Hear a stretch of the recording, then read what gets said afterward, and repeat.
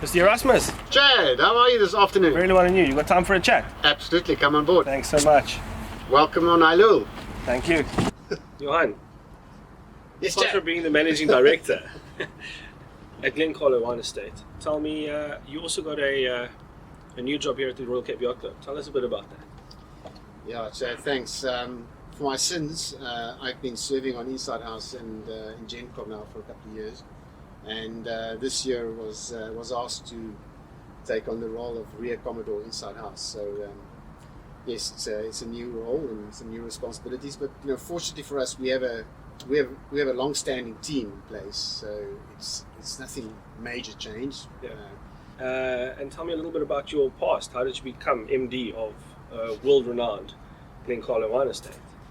So a winemaker once told me that I'm obsessive compulsive hoarder of wine. I thought I was a collector of wine, but no, I had a passion for wine long before I got into the wine industry. I studied a bit of vinology and enology, stuff like that, but it was for my own satisfaction. It was a hobby. I was collecting wine and loved wine. I lectured also at the Cape Wine Academy International Hotel School, but my background really is, career background is business management. But yeah, about 18 years ago or so, my passion for wine and my career in business management met each other, and since then it's been a great marriage. I've heard a little bit about your travels, and when you do travel, there's two things that you look for, and that's Snails and Dom Pedro's. Yeah, so the Snails is a bit of tongue in cheek, of course, because in South Africa, certainly, we don't really find fresh snails. It's mostly canned snails. Yeah. But we do a lot of overlanding trips as well, sailing, and then we love overlanding, doing trips to the Commodore. And so we had this little thing going where we drive through these little dorpies, little towns in South Africa, and on the menu you always find garlic snails or whatever. And so we started eating snails at all these small little towns and comparing, where we find the best snails. Okay. What is your favorite meal on our menu at the Royal Cape Yacht Club, apart from a chicken schnitzel? Well, you just hijacked the question. I had to, because I know that's what you always eat. So I know. I'm I'm terrible as far as that's concerned. Obviously we hang out at the club a lot. Yeah. We do eat at the club a lot, and we hang out here a lot. Because as a rule, other than that, we're not really big restaurant people. We don't go out to restaurants a lot. Sure. But I'm a terrible creature of habit when it comes to things like ordering food. And I often order the same thing when I go to a particular restaurant. Yeah. And I must say, here at Royal Cape, the chicken schnitzel with the mushroom sauce is certainly by far one of my favorites. Yeah, that's good. but I did have the chicken liver and chorizo pot that you made. I think it was a week ago or so. Yeah. I actually took some of it home. And Yes. it was very well received. I actually ordered some for tonight. I'll take more than tonight. Great stuff. Looking forward to getting that done for you. So you tell me you're an obsessive compulsive collector of wine. What wines do you collect?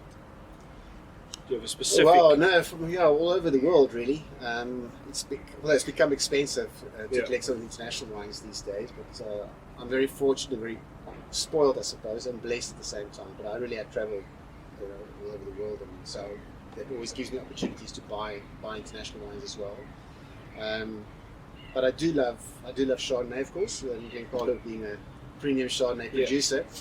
One of my other hobbies is to collect Sauvignon Blancs and age them. I think a lot of people don't believe or understand that if you buy a good Sauvignon Blanc, it actually ages very well. And so, I have Sauvignon Blancs in my cellar that's been around there for about 10, 15 years. Oh wow. And they're absolutely amazing. Yeah. So make sure they're good quality and good quality, they do age well. Yeah. If it's a well-made wine, it ages well. And approximately how many bottles of wine do you have in your cellar at home? Ooh, that would be telling. I don't have enough space for all the wine in the cellar at home.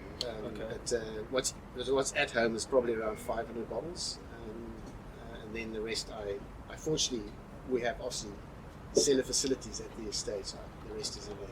Oh wow, that's quite a lot of wine.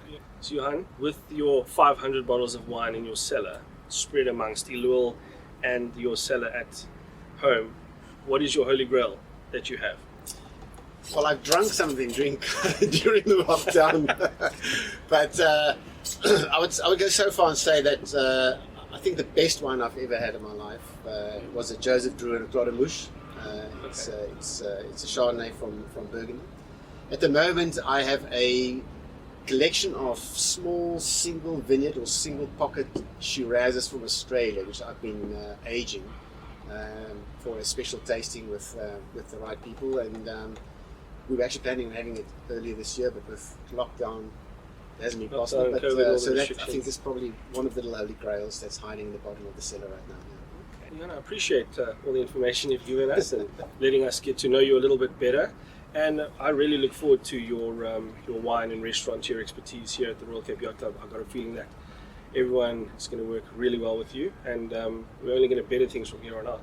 Next time you're down at the club, I'm going to take you into my kitchen and I'll show you where my holy grails are. Fantastic. Great stuff. Look forward to that. Yeah.